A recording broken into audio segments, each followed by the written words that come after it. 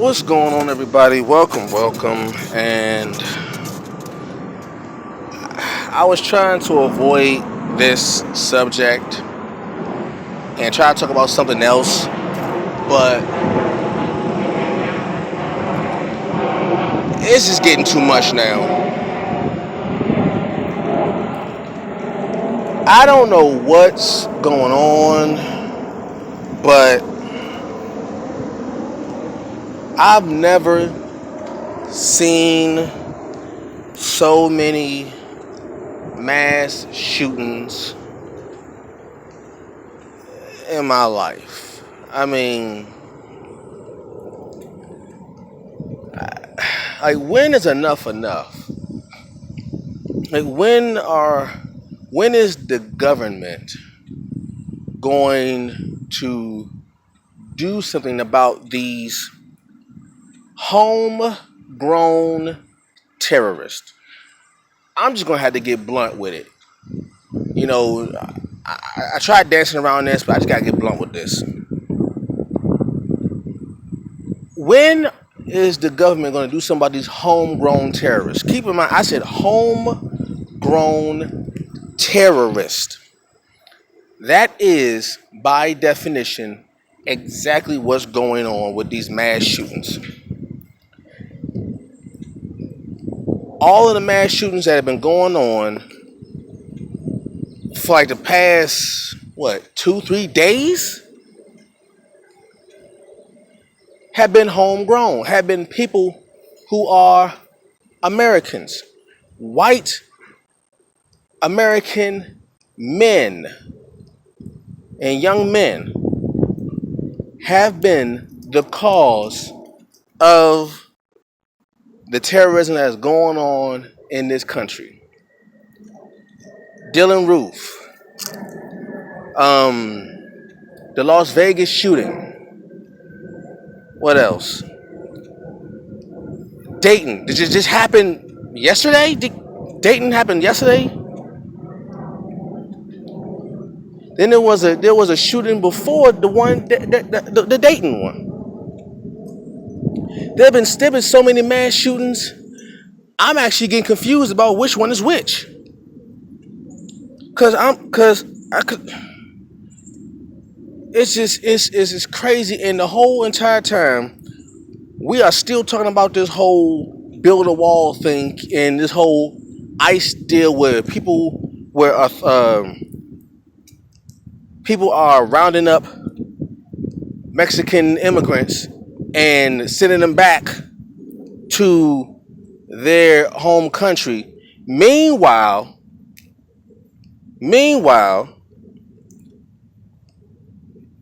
white American men are killing people wholesale, and they are killing specific people. They're not just doing a shooting just random. Doing in El Paso. That's what El Paso was before Dayton. El Paso was before Dayton. Dayton just happened. I think it was either like yesterday or today. One of them in El Paso, Texas, happened before that. These weren't immigrants that did this. This was a homegrown terroristic attack. Yet people are still talking about immigrants coming from other countries. It's not the immigrants coming from other countries. It's the people who are here already doing the killing. It's always been that way. It has always been that way. You know how people say, most of the crimes that go on happen to people that you live in close proximity to. So it's not a race thing. You kill where you are close to. All right? You kill where you're closest. All right? That's why they say people who have dealt with domestic violence and rape and molestation, the culprit is usually the one closest. Your spouse, your sibling, your parent. The same thing applies when it comes to terroristic attacks. The same thing applies. You terrorize where you are closest. All right? You terrorize where you are closest. You do the most terror where you are closest. It's in better proximity. So all of these mass shootings, if Mexicans and blacks are so bad as people, as propaganda, as media will make you believe, and they'll go back to your country thing, all that crap. If the immigrants are so bad, how come none of the immigrants are causing the mass shootings? All of the mass shootings that have gone on, I have not heard one person of Mexican descent be shown as a suspect. I have not heard one black person be named as a suspect for these terroristic attacks. The farthest you can go back is the DC sniper. The DC sniper is as far back as you can go that a person of color was the cause of mass shooting. Right? Other than that, anything else has been white men. The same white men who tell immigrants to go back to their country are the ones doing the most killing, but these folks are still alive. The guy that did the shooting is still alive. Yet and still, unarmed black people are still being killed by the police with no repercussions. That's the crazy part. Dylan Roof killed 9 people in a church in South Carolina, taken alive. I forgot the man's name, but they found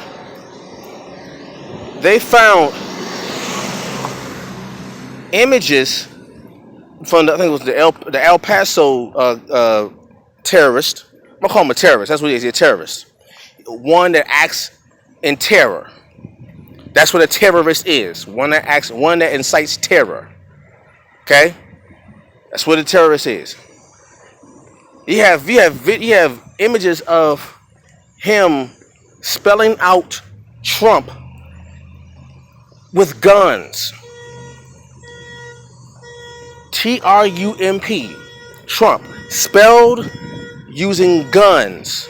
Not just any old guns, assault rifles and big handguns. Like, these aren't just your regular, ordinary, run-of-the-mill handguns, you know. These are guns you use if you're going to do some heavy damage. If you're going to do, I don't know, let's say, a mass shooting. That's what these guns are for. And all of these people share the same rhetoric. They are somehow inspired by the words of Trump, Donald Trump. They are inspired. They are energized by the rhetoric of Donald Trump. That's the one thread between all this. All of them show praise to Trump. And you mean to tell me that? Let me just say, prayers to all of the families of the victims, that were killed and injured in these mass shootings. My prayers go out to you. You know, my condolences to all of you. It's unfortunate that people love acting in their lesser selves and love acting in their lower nature and thinking that we are like it's okay to do this. It is not. It is absolutely insane, deplorable. It is vile and evil.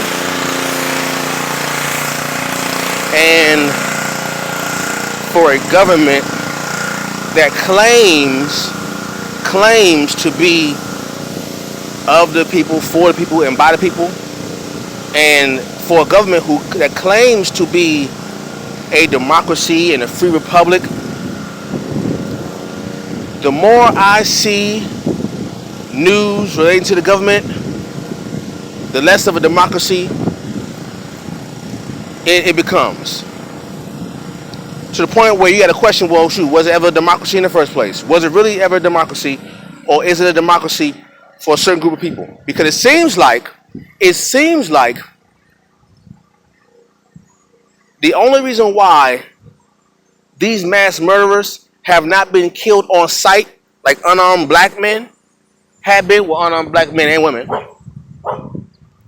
It seems like the only reason why unarmed black men and women and children have been killed with no repercussions is because we don't have the complexion for the protection, as Paul Mooney would say. We live in times where, you know what? The crazy part about this isn't new. Mass murders are not new. Check your American history. From the beginning, actually predating American history, and the beginning of American history, there have always been mass murders. Nothing new. The only difference is it is now being recorded in real time, where you have live feed of a mass murder. It used to be mass murders happen. You either wouldn't hear about it at all, or you hear about it on the news. We read it, or you see it on television later, way later afterwards. Now we live in a time where you can, in real time, witness a live mass murder. Where you can hear the gunshots, you can hear the police, you can see the action happen as it's going, and